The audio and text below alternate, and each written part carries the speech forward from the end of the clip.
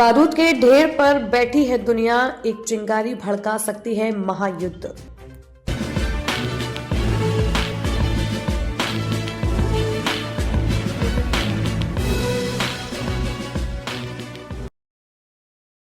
भारत भी अछूता नहीं।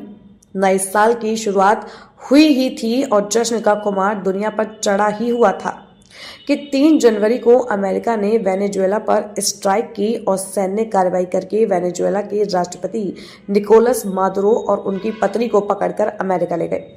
अमेरिका ने इस ऑपरेशन एब्सोल्यूट रिजॉल्व नाम दिया है और कहा कि ये ऑपरेशन नार्को टेररिज्म के खिलाफ है। ये इकलौता मिलिट्री एक्शन नहीं है, इसे इस वक्त दुनिया देख रही है। गाजा से लेकर यूक्रेन तक, कॉन्गो से लेकर सूडान तक दुनिया भर में कई संघर्ष चल रहे हैं। कहीं हवाई हमले और गोलाबारी जारी है तो कहीं बस एक चिंगारी भर की देरी है और वहां भी जंग की आग लग सकती है। दुनिया एक ऐसे दौर से गुजर रही है जहां तनाव कभी भी युद्ध का रूप ले सकता है और हर युद्ध वैश्विक संकट में तब्दील हो सकता है। ऐसी स्थिति में हम भी इससे अछूते नहीं हैं। ये सबकी जिंदगी पर असर डालने की ताकत रखता है।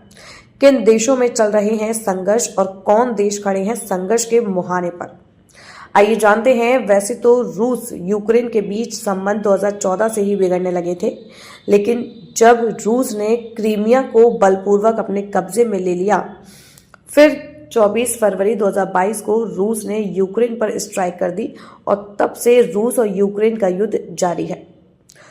रूस ने नाटो के विस्तार को अपनी सुरक्षा के लिए खतरा बताते हुए कहा कि यूक्रेन अगर नाटो में शामिल होता है तो रूसी हितों के लिए खतरा है।